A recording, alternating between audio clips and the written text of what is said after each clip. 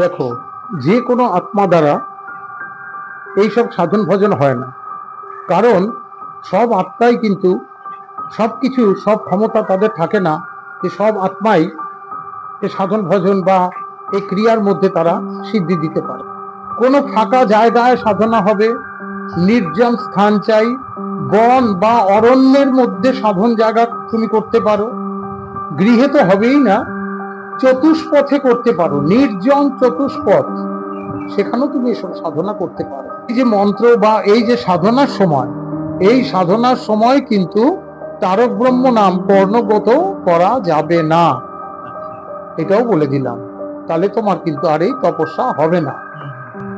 ধরো তুমি সাধনা করতে বসেছো, তুমি একটা ধরো একটা কোন একটা গ্রামে একটা জঙ্গল, সেখানে তুমি গেছো, সাধনা করছো, ওইখানে কোথাও ধরো হরিনাম হচ্ছে, সে মাইক ফাইক লাগিয়েছে বা কোনো কারণে আওয়াজ আসছে, তোমার কানে আসছে আওয়াজ, ওই রকম যদি পরিবেশ হয়, সেখানেও তোমার এই সাধনা কোনোদিনই হবে না। এই সাধনা করে তুমি সিদ্ধিপ্রাপ্ত হয়ে গেছো, বা যেই সিদ্ধিপ্রাপ্ত হয়ে যাক, তখন কিন্তু সেই সাধনার তুমি যেখানে বসে কোনো ক্রিয়াকলাপ করবে, কোনো তন্ত্রের ক্রিয়াকলাপ, সেই সেই শক্তির পাওয়ার, সেখানে কিন্তু তোমার হরি রিলেটেড কিছু রাখতে পারবে না।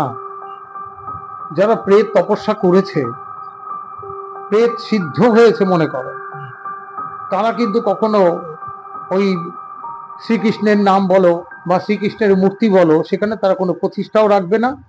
এখন তারা কি করছে তারা নিজেরাও জানে না, এবং তারা যে কি করছে তারা কিন্তু নিজেরা কখনোই জানে না, এবং তারা যে কতটা অজ্ঞান, এগুলি যারা এই ধরনের সাধনা বা তপস্যা যারা করেছে, তাদের কাছে তারা কিন্তু ধরা পড়ে যায়। তারা ধরা পড়ে যাবে, ধরা পড়ে গেলে কি হবে? লাভ তো কিছু হবে না তাতে। তাহলে যে আর পায় সে নিজেই কুড়োল মারছে, কিন্তু কাজের কাজ কিছুই হবে না। তা সুতরাং এগুলি হচ্ছে সম্পূর্ণ গুরুমুখী বিদ্যা।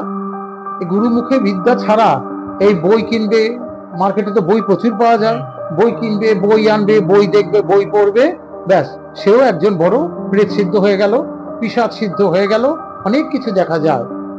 কিন্তু এত সহজেই না, এগুলি সম্পূর্ণ গুরুমুখী বিদ্যা।